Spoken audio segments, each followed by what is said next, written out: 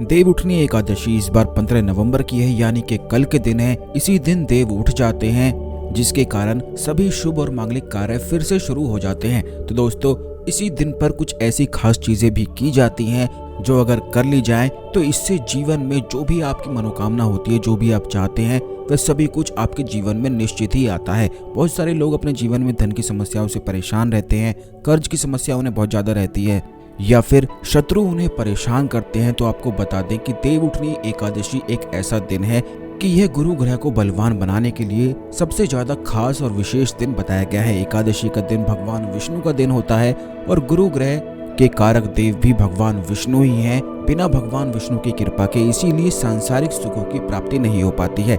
जिस व्यक्ति का गुरु ग्रह खराब होता है तो ऐसे व्यक्ति के जीवन में हमेशा ही धन की इतनी समस्याएं बनी रहती हैं कि वह जितनी भी मेहनत करता है उसे मेहनत का लाभ नहीं मिल पाता है, क्योंकि गुरु ग्रह को किस्मत का ग्रह बताया गया है। यह ग्रह बलवान होना बेहद आवश्यक है। इसी के कारण लग्जरी वाली चीजें अपने आप ही जीवन में आती हैं।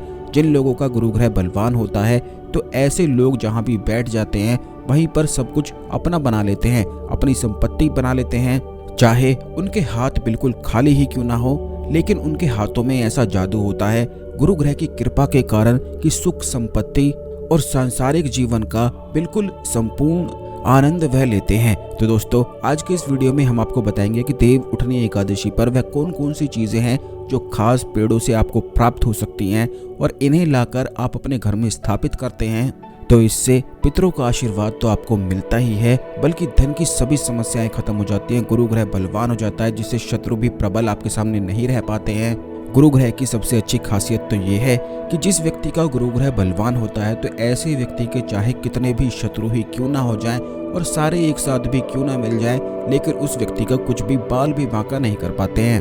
तो इसीलिए श्रेष्ठ जीवन के लिए गुरु ग्रह बलवान होना बेहद आवश्यक है। तो जल्दी से वीडियो को लाइक करके कमेंट बॉक्स में ओम नमः शिवाय लिखकर भगवान शिव को नमस्कार कर दें, जिससे भगवान शिव की कृपा आप पर हमेशा बनी रहे। तो दोस्तों, आपको बता दें कि गुरु ग्रह काफी बार पितरों के कारण भी खराब हो जाता है। जिस व्यक्ति पर पितरों की कृपा होती है तो ऐसे व्यक्ति का अपने आप ही गुरु ग्रह बलवान हो जाता है। पितरों की कृपा साथ होना हमेशा सर्वश्रेष्ठ बताया गया है, यानी कि बिना पितरों की कृपा के कुछ भी जीवन में प्राप्त नहीं हो पाता है। लेकिन इसीलिए अगर आपका गुरु ग्रह बलवान हो जाता है तो इससे पितर भी आपका साथ देते हैं, क्योंकि पितर भी सांसारिक सुखों की प्राप्ति कराते हैं, सुख और संपत्ति बढ़वा देते हैं।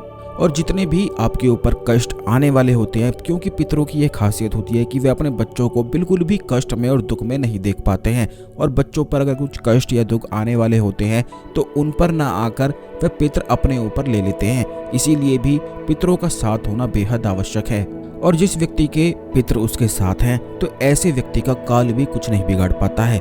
तो दोस्तों, एकादशी के दिन सबसे पहली चीज तो आपको ये करनी है कि एक केले का वृक्ष आपको ढूंढ लेना है। केले के वृक्ष में भगवान विष्णु का वास बताया गया है।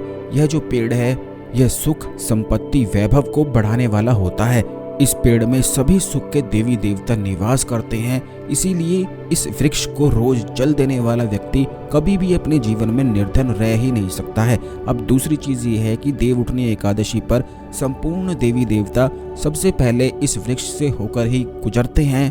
इसीलिए इस वृक्ष की कृपा पाना बेहद आवश्यक है। आपको केवल इतना करना है कि देव उठनी एकादशी पर किसी भी समय जाकर इस वृक्ष से थोड़ी सी जड़ को आपको निकाल कर लाना है और इसे भगवान विष्णु का स्वरूप मानकर पीले पीताम्बर में या फिर पीले कपड़े में इसे लपेटकर अपने घर के मंदिर में रख देना है।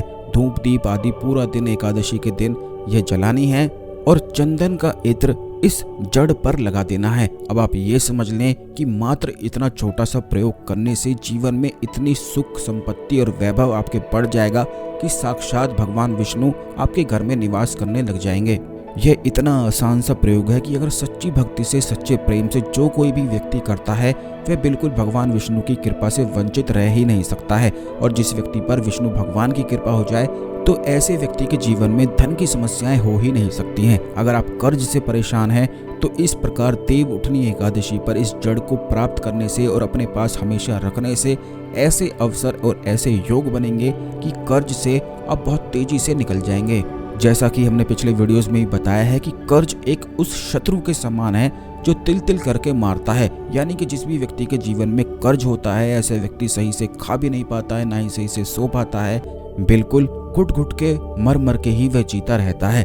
तो इस समस्या से बचने के लिए यह जड़ अपने पास रखना हमेशा एक रामबाण की तरह कार्य करता है।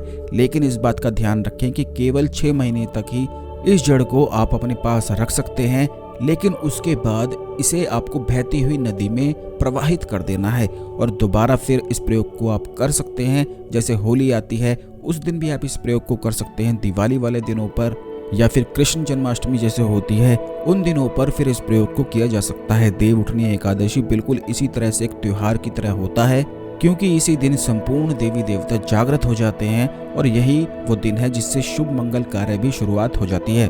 इस बात का भी आप बेहद खास ध्यान रखना है आपको कि चावलों का सेवन एकादशी पर बिल्कुल भी नहीं करना है।